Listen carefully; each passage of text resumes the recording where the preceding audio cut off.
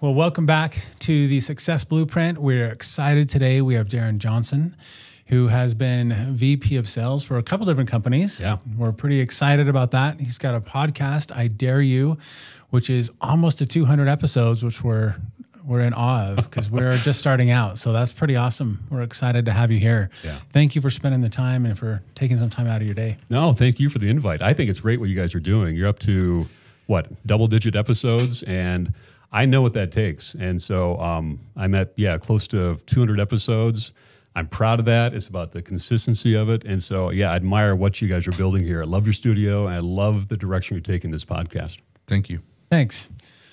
Well, let's get started. So we want to hear just a little bit about you. Maybe for those who don't know you, just a little bit of your background. Yeah. So I don't know if I am considered an Idaho guy. I always wonder, at what point do you become, where you're from? And I say Idaho. I grew up in Minnesota. That's why I say that. So I'm a Minnesota guy, Minnesota Viking fan. Ouch. And a little rough this year. Oh, it's been a rough lifetime. So I'm from Minnesota and went to school at North Dakota State in Fargo, North Dakota. And grew up in Minnesota and didn't come from much. Had a great mom and dad, but we didn't have any money. I didn't know we didn't have any money, but looking back on it, and I think that upbringing really guided how I look at money and work ethic. I think growing up in a small town is just fantastic. So many lessons in life. But I'm a Minnesota guy, but I've been out here in Idaho now for 13 years.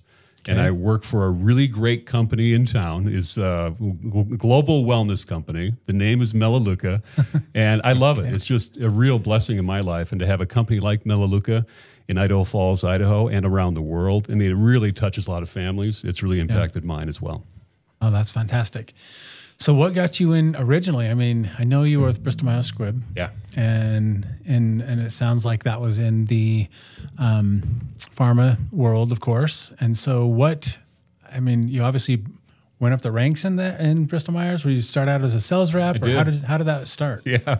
So I was a sales guy, loud and proud. I carried a sales bag. My territory was in St. Paul, Minnesota. Okay. So leaving Fargo, at that point in time, I had more of a liberal arts degree. I had my master's in communications, and so what do you do with that? Well, I don't know. But liberal arts, I don't know. Maybe teach? Yes, or sell. Yeah. And so I had a contact in pharmaceutical. At that time, that was the heyday of pharmaceutical. If you can get a job in the pharmaceutical industry in sales, you were golden. You knew you had a great salary, you had a great bonus, you had a company car. And so I got into pharma. It was wonderful. So I carried a bag in St. Paul, Minnesota. The division of the company was called Mead Johnson Nutritionals. And so that was a lot of medical nutritional products. Called on pediatricians and nurses and dietitians. Loved it. And I never thought I would really leave that. I mean, I loved sales, but there was a point, I remember after about 6 years selling, where I don't know if it was bored, but the learning curve really flattened out. Okay. And had a mentor who just said, hey, would you ever thought about getting to leadership, becoming a middle manager? District sales manager? I said, not a chance. Not a chance. I love sales. I love what I'm doing. Yeah. But I needed money. My wife was a nurse. We were having kids. We were paying too much for daycare. And I knew that if I did this, it would mean more money, more bonus. And so that's how I got into middle management. And then one thing led to another. I had a great team, and they promoted me very, very quickly, eventually into the home office, and then became, over about 4 or 5 year period, VP of medical sales. And they promoted me fast. Wow. Looking back on, almost too fast, because I didn't have a chance to really learn from in other departments in the company. But yeah, I'm a sales guy, and I love it. I love it. Okay.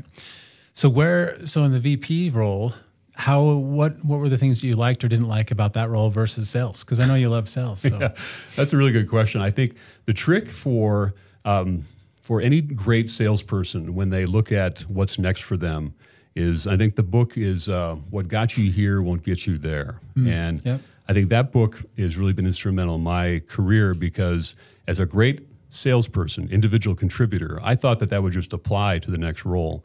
But then when you get into leading others, you realize that your style and what made you successful isn't necessarily what makes the other guy successful, other person successful. And so recognizing that there are other ways to do things and to broaden your skill set, and don't always just think in a very arrogant way that your way is the only way to sell or to lead. And so I really crashed and burned initially when I got into that VP role, and I needed an executive coach to help me work through my blind spots. But the biggest challenge was leading others and recognizing that there are a lot of different ways to do things. So what was some of the things that you, I guess, learned going up as you progressed? And then what is some of the things you learned, through your coaching and things like that as you were turning to be a bit better leader and coach and things like that? Some of the things I learned when I was moving up is just the language of business. And I always was insecure about the language of business. What I mean by that is, as a salesperson, I had my goals, I had my metrics, I owned it, I knew my products. I mean, I knew everything about what we were selling, and it gave me a lot of confidence. As soon as I went into the home office in Evansville, Indiana, now I was dealing with MBAs from Michigan and finance guys, and they used different language I never heard before, P&L, net profit, gross margin, and the list goes on. And they use that as a weapon, because when they have that knowledge, that's the language of business, it really put me at a disadvantage, and also it got in my head. And so what I then decided to do in that is I went to get my MBA so that I could learn the language of business and how these individuals think and act and how they make decisions. One of the best things I ever did was to always invest in myself, my own education, so that I could learn and to become a better leader, but also represent my team better. A quick example. The finance team would always say, Darrin, you have a pharmaceutical sales force, $10 million expense on the bottom line to this. Why don't you then cut your sales team by 25% and still meet the sales number? Okay, how do I articulate that? I know what a sales guy would say. Right. The sales guy would say, you know what, you're missing it. You give me more salespeople and I'll grow the sales. And they're coming at it exactly the opposite, saying, cut your team and then give us more sales. And so what that meant for me is I could articulate the argument about why that would not make that's not a great investment, number one, from a margin, from a top line sales. And so getting my MBA and investing in my own development really, really helped me become a better leader and gave me a lot more confidence in every area of life. Love that.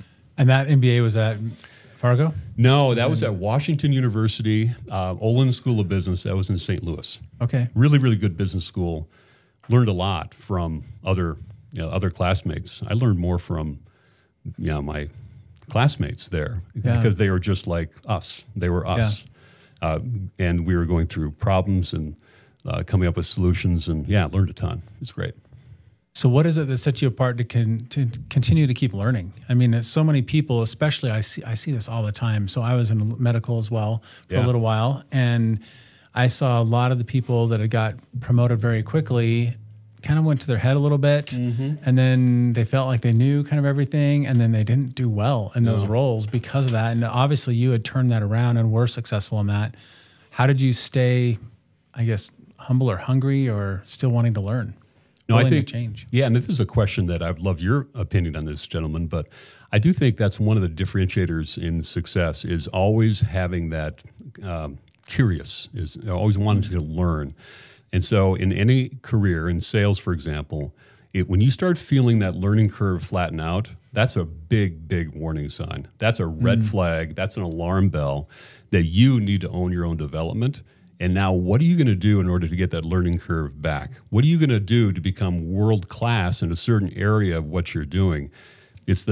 I've heard you talk about consistency in your podcast episodes. I couldn't agree more. But it's tough because it becomes mundane, it becomes repetitive. But the great ones know that it's that repetition, it's that consistency that wins every time. And so once it flattens out, just become curious. It could be taking a class, it could be going back to school, it could be reading that brand new book, it could be listening to a podcast like this. But once that learning curve starts flattening out, you're in trouble. Well, and that's what I was going to say is maybe when you start flattening out and things become mundane and it's just boring, I feel like for me, I guess I know that I need to have some sort of challenge. Yeah. So maybe it is the class, or maybe it's, you know, in real estate, it's buying a flip house or trying to find a project or just something to stretch and cause a little bit of that discomfort so that you're always trying to learn and grow, because you're always able to learn and grow. You need it. I mean, I just had a recent coaching conversation with an employee, and she's been in her role for a lot of years, and she was looking for the next challenge. And so we were kind of talked about what she's interested in, and I helped her see that a great challenge for her is to not only just know AI, know how to use it, but to become the very best in this company on how to use AI in the area of sales and marketing and content creation. So now she's got a brand new challenge, like you were saying, a brand new goal that's going to get her way out of her comfort zone. She's in her 50s. Her limiting beliefs were, oh, I'm in my 50s. I can't. This is for the young kids. No, Right. it's not. It's for everybody. And so I think you're on to it. Always finding that new goal. Right. Yeah. I think part of that for me has been trying to be in rooms with people that are way smarter than me. Isn't that the truth? And then I realize how little I know and how much more progress I need to make. That is so true. Yeah. I mean, you are the average of the 5 people you surround yourself with, and we know that that's advice we give our kids, but also for us as well. If you're not happy with the way your life is tracking, or if you're not happy with how your habits are tracking, look at who you're hanging out with. Because if you're hanging out with people who are overweight, you're probably on that track. If you're hanging out with people who are drinking too much, probably so. If you're hanging out with people who are knocking down their sales goals, you're probably doing the same. Yeah. Yeah. I love that. So to be at Melaleuca, and to be in that, you know, on that team, and I mean, everybody around here understands, you know, that business to an extent. Yeah.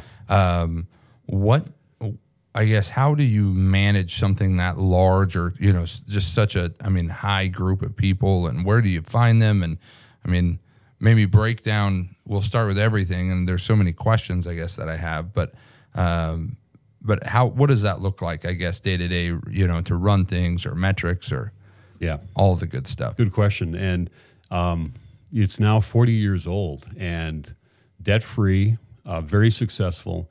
And I always think back, you know, I've been there 13 years. I always know Melaleuca as this really large global company, but you know, there's been 27 years before I got there where Melaleuca has been growing and thriving.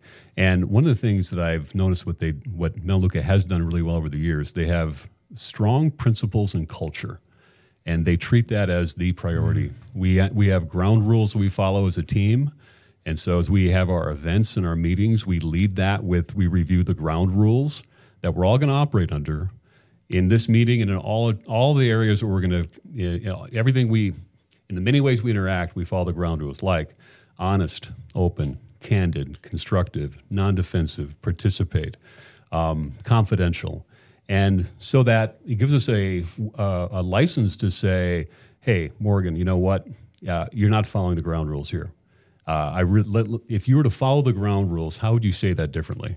And then immediately that becomes a really comfortable language for people who don't like conflict, like me, to be able to engage with you and saying, okay, we can do better here as we work together. So principles are really, really strong in the culture. And also we put a premium on hiring for talent. We you know, it's just in Idaho Falls, Idaho, either you find people who are thinking this is a dream to live in Idaho Falls, Idaho, so close to everything. Yeah. It's a dream. And others would say, really? Idaho Falls, Idaho? Why would you want to live there? Right. And so we battle that. But having said that, we have done a really good job of attracting world-class talent. And once they get here and see what Melaleuca and this area has to offer, they don't want to leave, because it's really, but so we do put a premium on talent. And so we hire slowly, and we tend to, if someone's not the right fit, we try to, in the right way, help them get in the right spot. Nice. That's great. I remember when I first started real estate, I knew a couple of people over there, and so they would have me come and show people around a little bit. Oh, yeah. And kind of promote the area a little bit, especially those who didn't know the area. and they'd give me kind of a thumbs up or thumbs down, like, I don't know if this one's going to cut it, or this one's looking really good. We don't know if he'll accept, or she'll accept, but yeah, it was kind of funny when we did that at first. They gave you a little code, a little hand signal? Yeah. Well, no, they'd shoot me a text usually just before I'd come pick them up. That's great. That's and good. So, but I do know that that's a huge, hiring is so important. Right people in the right places is essential, right? Well, if I may, that's what you just said there. I think is really a good practice or a good observation. When one thing that I'll do is when we have a candidate coming in and we interview. So anyone can turn it on for 30 minutes and have a great interview. But then when the real trick is you talk to the administrative assistant that's been dealing with this individual. And I always say, Jane, what do you think? And Jane will say, polite, all over it, attention to detail, or they'll say, rude, tough to get a hold of, all those things. And so my point is everything's an interview and everything matters. And you're looking for the right kind of person who will go above and beyond when they don't have to, the kind of person that will treat others well when they have no power over them. It's that type of person that we're looking for too. Good people, kind of people you would invite over for dinner. That's awesome. That's awesome. So with your sales group that you have now, I know that you have your, the principles and culture. Talk to us a little bit about that. How do you maintain solid culture? How do you, things that ideas that you keep that going? Yeah. It's one of the things you have to put it front and center. And the company does a great job of doing that through routine, consistent meetings where we all come together in a big room and we talk about the progress against our goals, but also we go through the ground rules. We share stories about how the ground rules are helping. So it's always just reinforcing that. The other thing that we do a good job of is I would put under the banner of communications or routine one-on-ones, where if you were to follow me around for a month, and by the way, no way am I perfect. What I'm saying though is I try to do some things to help reinforce that. So I have weekly one-on-ones with my team, and it's a standing agenda. It's 30 minutes long. We don't have time for an hour and a half to drift and to talk about Minnesota Vikings and all that. It's very specific. The agenda items are 3 things. Number 1, what's your greatest victory? Number 2, what's your biggest challenge you're facing? And then number 3, what are your hot topics? I find that as soon as we start talking about the greatest victory, immediately the tone of that conversation just changes. So if you were to say you close the deal on XYZ property, then I can say, that is fantastic. Tell me how you did that. And now we're in this coaching conversation of what did you learn? What's your biggest challenge? Well, I'm having this really tough time with this with my colleague. Okay, tell me more about that. What was the last interaction? How are the ground rules helping? Oh, haven't you? Here's an idea you might want to try. How's that sound? I mean, so it's a really productive way of just keeping it front and center, celebrating, encouraging, immediate coaching conversations. I've always found that anytime in business you start drifting a little bit and you kind of feel off with your team, your sales team, or with your boss, it gets back to communications. Yeah, you're just not communicating enough. Just like it is with our spouse or with our kids. Whenever it's off, we're not communicating enough. And so really put a premium on that is a practical thing you can do. I love that. So as you're going through that process, I love the fact that you're coaching on wins. Yeah. I think a lot of times we just kind of look at the failures and try to coach off of that, but off the wins, that way they're in a little bit more, a better frame of mind to receive some of that coaching as well. Yeah, they are. I mean, and I don't know. I've listened to your podcast, gentlemen, about how your introduction, how you got into real estate, and you have a great sales background, and how you were, didn't know what you were doing at the very, very beginning, but you started to rack up some of these wins. And I just think that, in fact, Morgan, I think you said that, I wrote it down, it was so good, about how, let me see if I can find it. Yeah, motion creates motion. And I think there's something to that. As soon as you get into motion, you get some of those wins, you get more confident. It's like a flywheel. And so for us as leaders, the more that you can reach down and help others, help them reach their goals. But one of the ways you do that is you encourage them. You identify when they're doing things right. And you can find whoever you're thinking of, they're doing something right. So hone in on that. Yeah. Encourage them and keep building on that. Now, we also have problem employees that, you do have to just say, you know what, this is not going to work. But I'm saying, especially when you have someone new in a role, look for the wins, encourage them, build them up, and help them become something they never thought they could be. I think that's what real leaders do in sales and in all areas. That's actually probably the most rewarding thing too. I mean, people are always looking for their why in business, or sometimes it's family, sometimes it's other things, but sometimes it's just helping other people reach their potential. And man, when you see people do that, it's amazing, right? Yeah, I want your take on this, because I had a moment when I was probably about 40. I'm 58 now, but I mentioned to you that I promoted quickly. I was VP of Medical Sales in Pharma, and I'm still proud of it. But I got to tell you, I didn't like that person when I was in my 30s, because I was a fantastic salesperson, right? Oh my gosh, I'm proud of it. And then when I was trying to get promoted, I crawled over bodies to get to that level. And looking back on it, I'm not proud of that person. Here's the shift that a mentor helped me see. It's just a lot more fun when you get the focus off yourself. It's not about you. When you can help others tap into help them live a great life, help them advance to the next level, help them close the deal, that is when leadership is just so much more fun and rewarding and not so icky. And that would be a lesson. If I can go back in time, I would have led differently, and gotten more done and helped more people instead of just thinking all about me. I've learned in my life that pride and ego, is it's like a quick burn. Yeah. And it feels good, but then you start feeling like maybe you start going down pretty quick, you know, and sometimes, even now I think to myself, like, am I doing this out of pride and ego, or am I doing this because it's the better of the team, or is it the better of the project, or is it better, for my family, or whatever it may be? Because I personally know, like when you're saying you're crawling over bodies, it's, in the end, you look back and you think, I wish I could have done that different.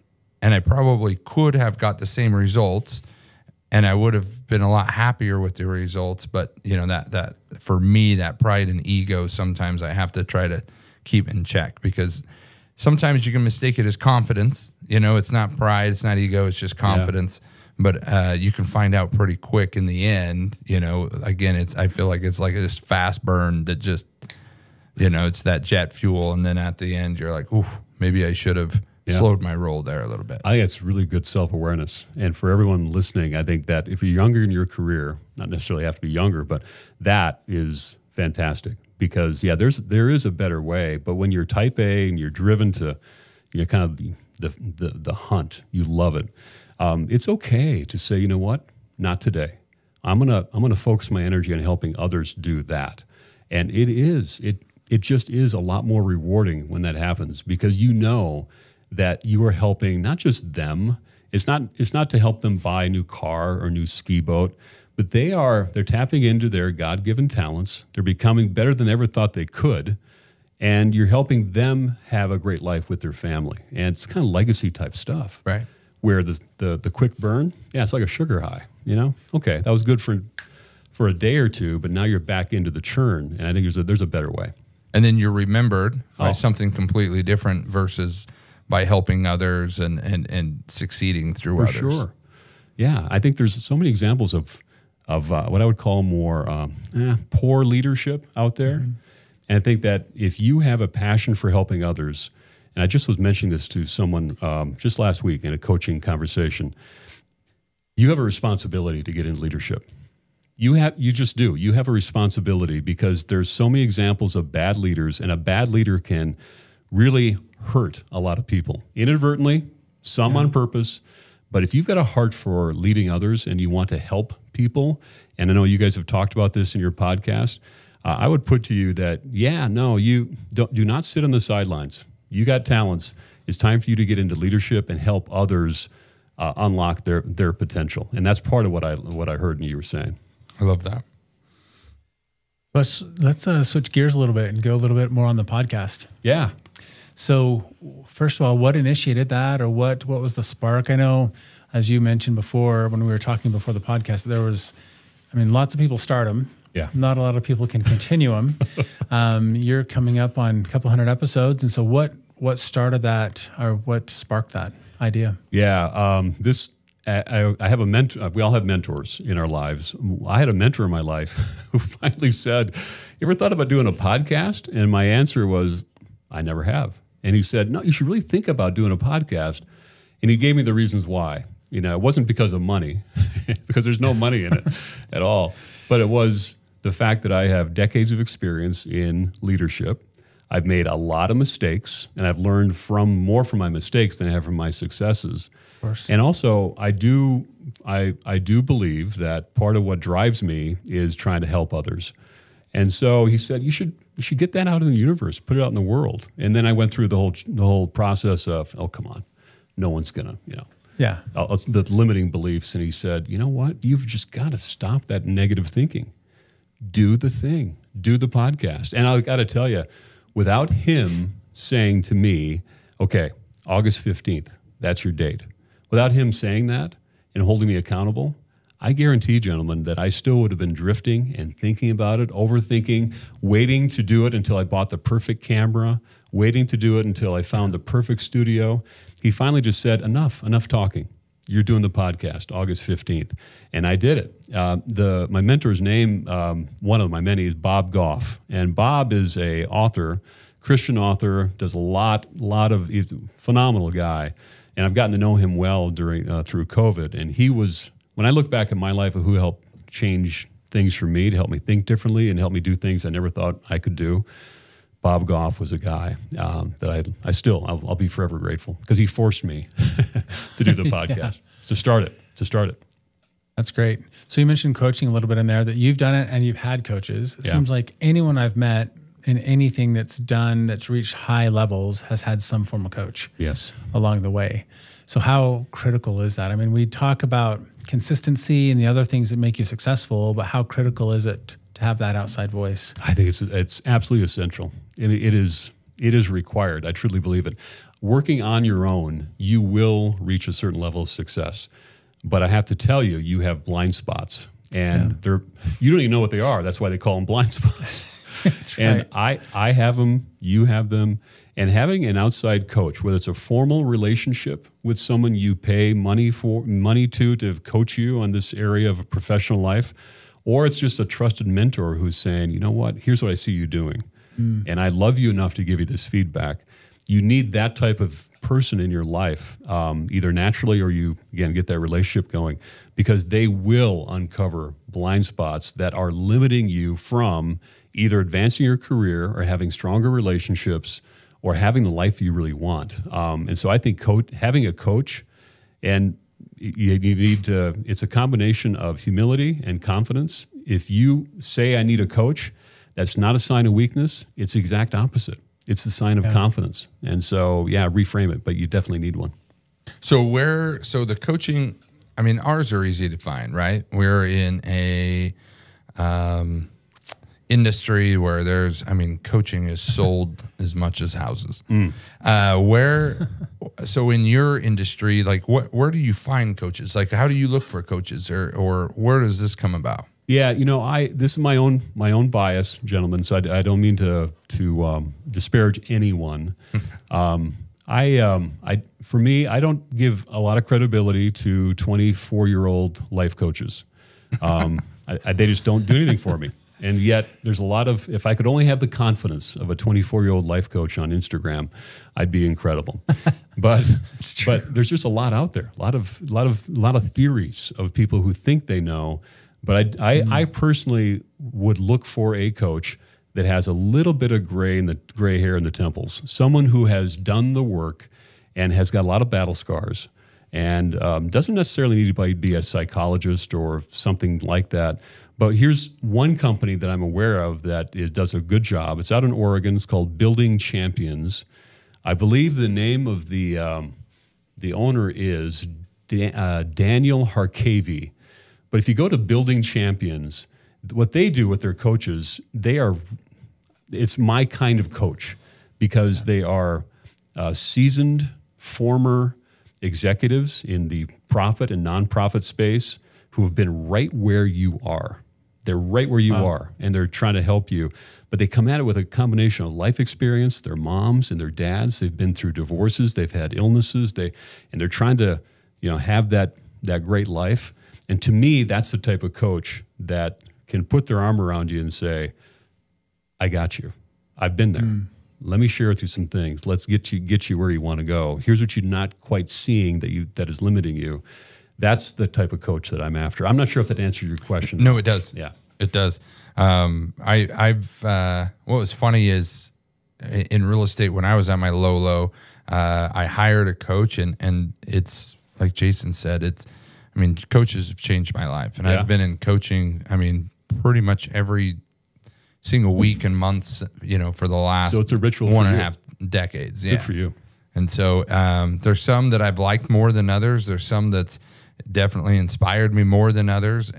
But all in all, you can, when you open yourself and you have that awareness, you can learn something from anybody. And so anyway, yeah, I'm definitely sold. My dad was an old school business guy. And when I told him how much I was paying in coaching, he was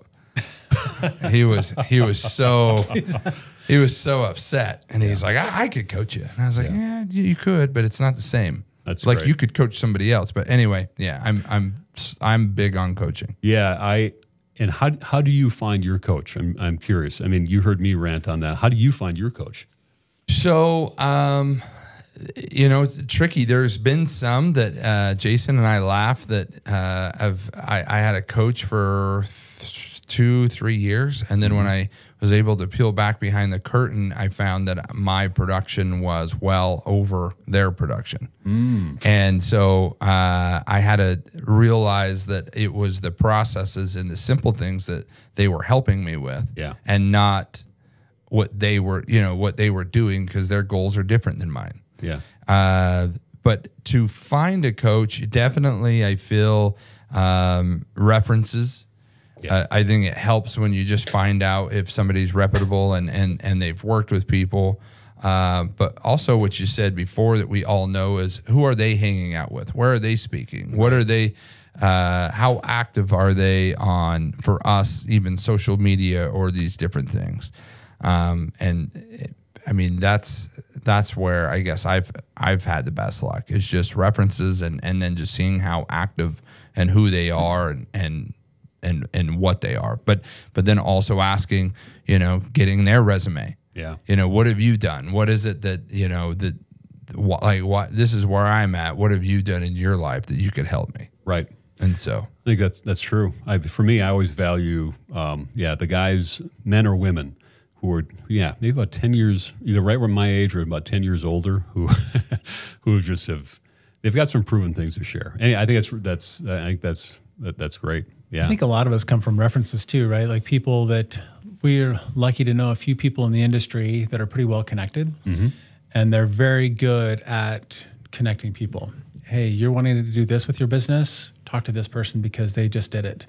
Or you're wanting to do this, they're going through the same struggles you are. You may want to give them a call. And they're really good at connecting people. And I think that's really helped our business as well, is just having people in the industry that we can go to be, okay, who do you know? Your blanket or your sphere is a little bit bigger than ours. Who do you know that is going through this? And so it's really put us in touch with agents all across the country that are going through similar things that we're seeing here. That's really good. It's really good. When I think back to some of the coaches that made the biggest difference, they almost were like therapists. When looking back on it now, they can clear the clutter for you and help you understand what the most important things are. About 7 years ago, my wife went through a health scare and scared. It was she had a stroke, brain aneurysm, which of course is like, what the heck? Come on, this was not part of the plan, right? And I was scared beyond belief, because our life fundamentally changed.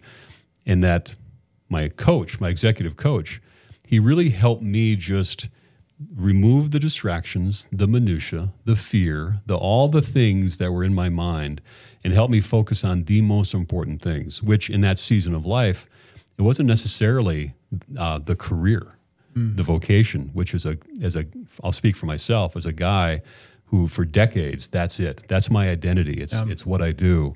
He gave me permission to say, okay, throttle back. It's like a dimmer switch. Just turn the dimmer switch down. Your dimmer switch now on your family has got to go way, way up. It doesn't mean you're giving up on your career. Your wife and family need you. You have permission. Go there. And just someone to be able to say that to me is, I get chills thinking about it, because he was right. That's exactly what I needed to hear. Well, and just the reminder of when you're at home, be home. Yeah. When you're at work, be at work. And when you can focus and you can, get as much out of, those hours at work, whether it's 8, 10, or 12, whatever somebody's doing. Yes. And then you go at home and you spend that time at home. So phone goes away or things go away.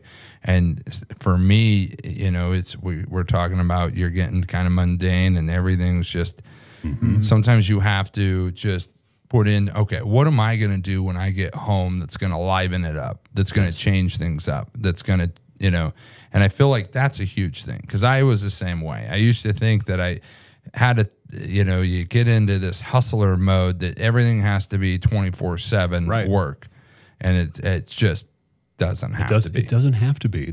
We're not doing live organ transplants. It does not have to be. It doesn't have to be. True. Yeah. So with that, as you see, talking with coaches and being successful, obviously this is called the success blueprint, but success is different in many things. I mean, there can be success in our personal lives, success in our relationships, success in our business, success with money, whatever that is. What would you define success for you? That's a really good question. For me, what is success for me? I always said that when I'm 80, I want to look back on my life and just know that I gave it everything that I could. Using the talents that God gave me. God gave everyone unique talents. And so I just want to know when I'm 80 that, I used my talents, and that I did what I wanted to do. I didn't hold back on some of the decisions. I know it's so cliche, but you will regret the actions you said no to. You're rarely going to regret the things you said yes to.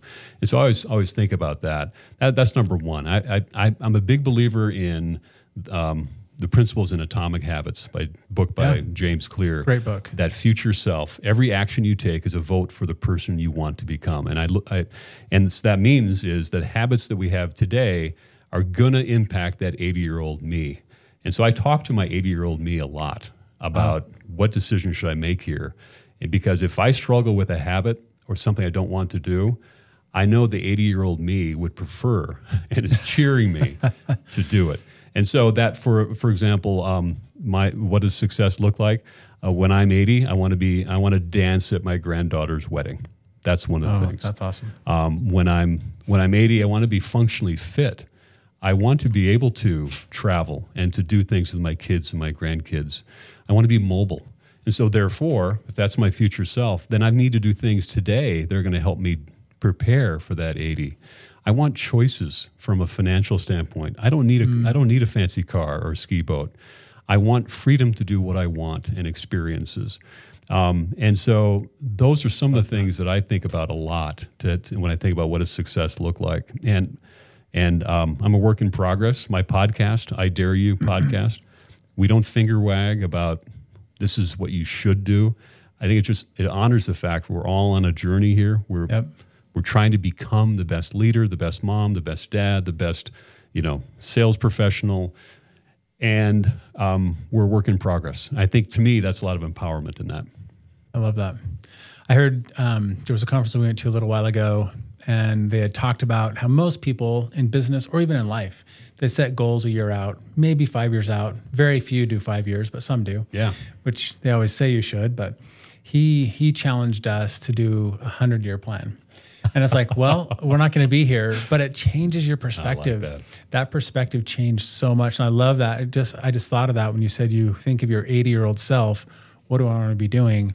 So in 100 years, what do you want that legacy to be? That's right. I love that. And what do you want that? What do you want your kids to have? What do you want those to have? And so I thought that was it just changes that perspective. And I thought that was pretty pretty good way to look at things. And I want to build on that, because when I work with a lot of high performers, you do too. One of the things I notice that they do is their horizon for their goals, it is very, very long term. And here's what I mean by that. Their goals, and here's what I try to do, and I would encourage others to think about how it might fit in your life. It is, think about your goals in decades. So think about you plus 10 years out. So think, what's that goal that you want to have that is a 10-year type goal? And every year, kind of that annual thing that we're always after, our sales goals, to me, that's the strategy. That year is going to help you get to that 10-year you. The quarter, that 90-day sprint, those are tactics, right? Yeah. What are those specific things going to help you meet the year? And here's the rub.